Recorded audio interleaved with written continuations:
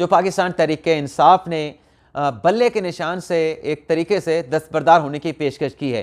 ناظرین، موجودہ جو چیئرمین ہے پاکستان تحریک انصاف کے بیرسٹر گوہر علی خان صاحب، انہوں نے آج گفتگو کی ہے، اور اس گفتگو میں بیرسٹر گوہر علی خان، اب بیرسٹر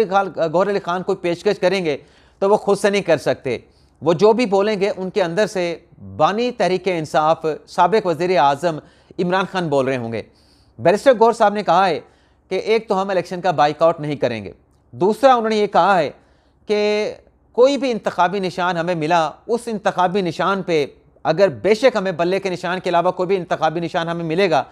تو ہم اس انتخابی نشان پہ الیکشن لڑیں گے اور الیکشن کا بائیک آؤٹ نہیں کریں گے۔ ناظرین، میں ایک چیز نوٹ کر رہا ہوں کہ پی ٹی آئی کے رہنماؤں کی طرف سے بار بار یہ بیانات دیے جا رہے ہیں کہ پاکستان تحریک انصاف الیکشن کا بائیک آؤٹ نہیں کرے گی،